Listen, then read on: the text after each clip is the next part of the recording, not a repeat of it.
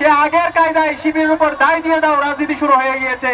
যে আলী হোসেনকে শিবির করে তারা চালিয়ে দিচ্ছে, দায় দিয়ে দিচ্ছে, সে আলী হোসেন ছাত্র দলের সাথে কানেক্টেড। আমরা বিশ্ববিদ্যালয় প্রশাসনকে লিখিত অভিযোগ দিয়েছি তার বিরুদ্ধে ব্যবস্থা নেওয়ার জন্য।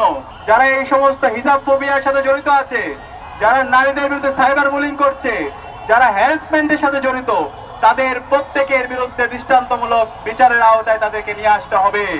এবং একই সাথে আমরা দেখতে পাচ্ছি গতকালকে একজন নারী শিক্ষার্থীকে, ঢাকা বিশ্ববিদ্যালয়ের একজন শিক্ষার্থী, আমরা তাকে বলছি বিকৃত মস্তিষ্কের শিক্ষার্থী, সে যে শব্দ চয়ন করছে সেটার আমরা সাথে সাথে প্রতিবাদ জানিয়েছিলাম।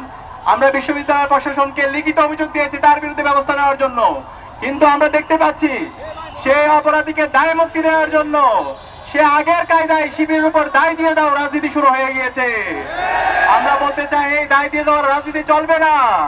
যে অপরাধী তাকে বিচারের আওতায় নিয়ে আসতে হবে।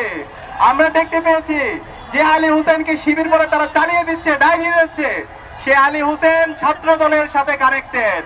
ছাত্র দলের অসংখ্য প্রোগ্রাম তার ফেসবুক আইডিতে সে দিয়েছে।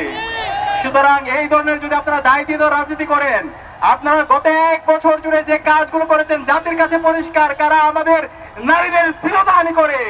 ঢাকা বিশ্ববিদ্যালয়ের শিক্ষার্থীরা জানে 2002 সালে শামসুন্নাহর হলে কিভাবে নারীদের উপর নির্যাতন করা হয়েছিল, বইদের মধ্যে কিভাবে নির্যাতন করা হয়েছিল।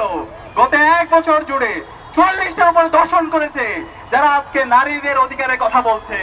এভাবে আমরা প্রতিদিন পত্রিকার পাতা খুললে এই নারীদের শ্লীলতাহানি থেকে শুরু করে হ্যারাসমেন্ট থেকে শুরু করে সব কর্মকাণ্ডের সাথে আমরা তাদের জড়িত থাকার অভিযোগ খুঁজে পাই। আমরা অনুরোধ করব এই সমস্ত হ্যারাসমেন্টের সাথে যারা জড়িত আছে তাদের বিরুদ্ধে আমাদের জিরো টলারেন্স নীতি ঘোষণা করতে হবে, তাদেরকে আইনের আওতায় নিয়ে আসতে হবে। ঐক্যবদ্ধ শিক্ষার্থী জোটের পক্ষ থেকে আমাদের প্রতিজ্ঞা হচ্ছে প্রতিটি ক্যাম্পাসে ক্যাম্পাসে নারীদের জন্য নিরাপদ ক্যাম্পাস গড়ার আগ পর্যন্ত আমরা থামবো না, আমরা আমাদের লড়াই চালিয়ে যাবো ইনশাআল্লাহ।